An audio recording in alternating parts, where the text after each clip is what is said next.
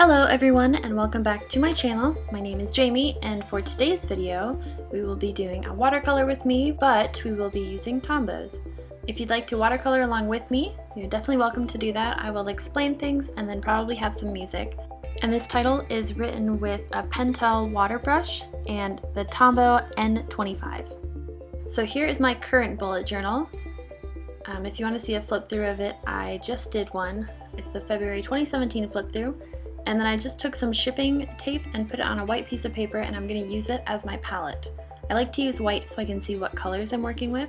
And then I always use those binder clips to keep my journal open. And I'm just going to go through the colors. I have a really dark, deep red, and I'll put all of the colors I use down below. But for this page, I'm using numbers 847, 885, 925, and 055. And you can do this with any color. You don't even have to do a gradient.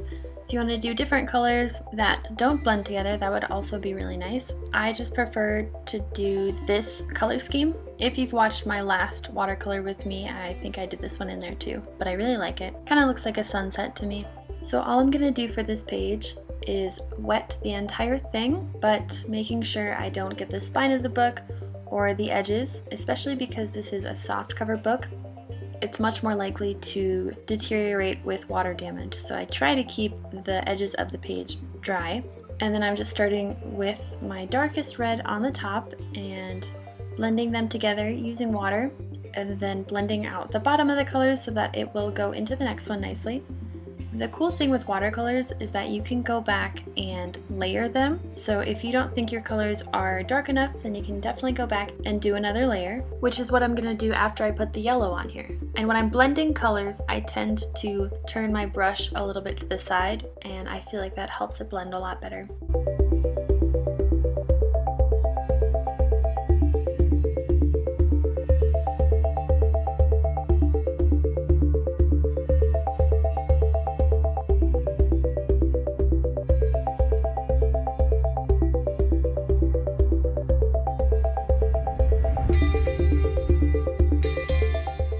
Just like in my other watercolor video, I am drawing all the pages in between, but this video is already long enough, so I didn't want to show that part. But I'm using my heat gun. It is from Michaels and it's the Recollections brand. It works well enough. I don't have any complaints, and there isn't really anything special about it, but it is pretty great, and I think it's better than my hairdryer that I was using. When I'm watercoloring with Tombows, I tend to stick to the same colors until I've used everything on my palette, and that is just because I don't want to waste any of those markers because they're pretty expensive. So I'm using the same dark red, orange, and yellow. And for this one, I just got the whole page wet again. I am kind of blending the colors in from the outside, and you can do this without any pattern or rhyme or reason. I'm just going to put some colors on there and blend them out. Don't worry if the colors are a little too dark. Watercolors always lighten up once they are dried. But I'm just adding a little more of the other colors just to use up the rest of them. If you want, you can use masking tape as a border. I kind of like how this one came out. If you've watched the rest of my videos, you probably know that I like when things are a little bit messy. I think it adds some interest and it's fun for me because I don't like to have straight lines all the time.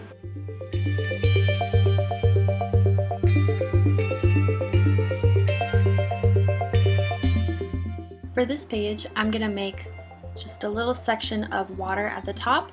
This is gonna kind of look like a cloud when I'm done. And I'm just getting it nice and wet. I want it to drip down the page, which is why I'm tilting the paper, and then putting little dabs of the watercolors. To help the paint move down the page, I sometimes tilt it fully upright and then tap it on the table.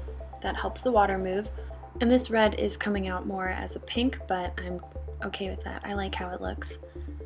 And I'm going back with the orange and adding more water and more paint, and I will just continue to do this until I'm satisfied with the water dripping down and how it looks. And then I flip the paper upside down and put yellow from the bottom to the top.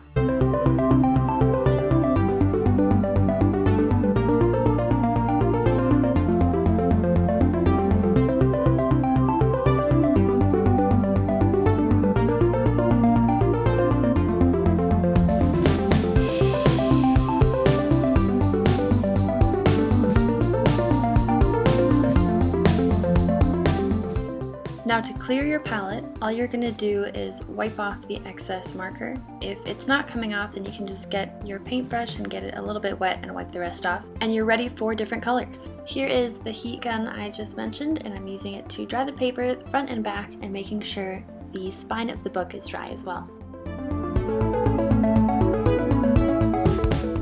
For my next color scheme, I'm going to be using an olive green, and it is number 158, and then a darker green, number 177, and number 679, a really nice deep purple.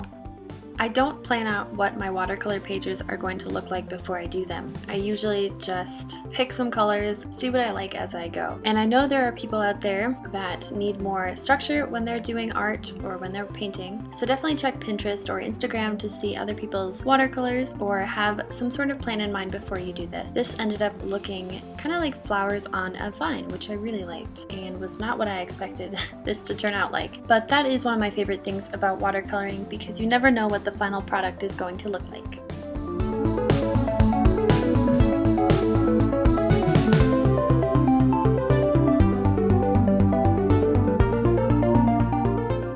And then I go back in and soak up the extra water with just a napkin, and then I dry it with my heat gun.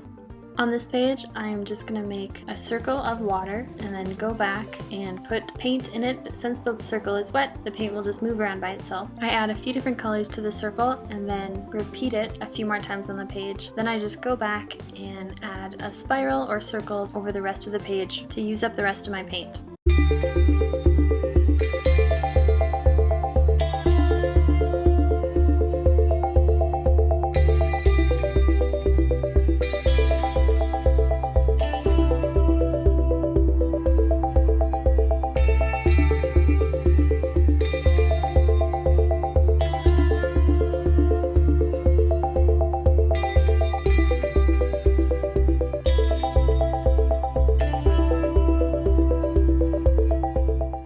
Now I'll clean off my palette again, and this time I'm going with a nice purple blue, that same dark red that comes out as pink, and a charcoal gray. I'm writing the word love with water first, and I'm using a smaller paintbrush here. I want this to have kind of a tie-dye effect, so I'm going to write the word first and then just put a drop of paint kind of sporadically throughout this.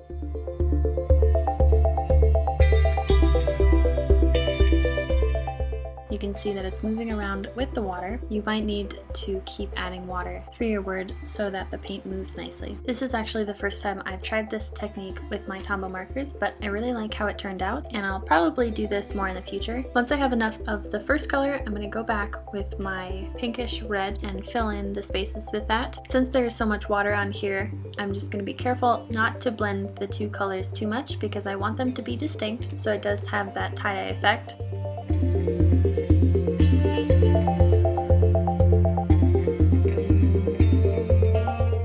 Now I'm going in with a charcoal gray, and I want this to be really subtle and just kind of darken it, but not overpower the colors. I will be posting a picture of this lettering later this week on my Instagram because I went back with some markers and a white gel pen to make it look a little cooler. After I have finished painting the letters, I go back with a little bit of salt and sprinkle it on my lettering. I've done this before with watercolors and it has a pretty cool effect, but this didn't really turn out on my Tombow watercolors.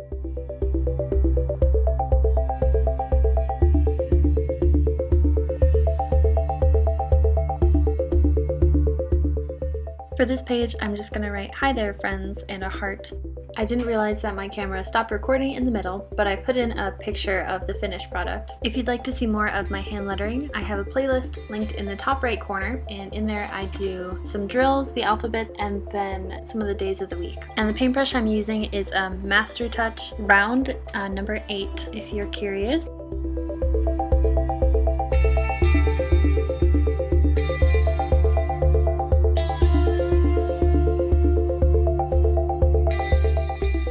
Here's the page after I'm done watercoloring it. For the next page, which is also the last page of this video, I'm just going to use the rest of the markers I have on this paper and paint a few different lines. This is another pattern I've done in the past, and I like it because it is simple enough that it's not distracting when I write on it, but it still stands out in the background.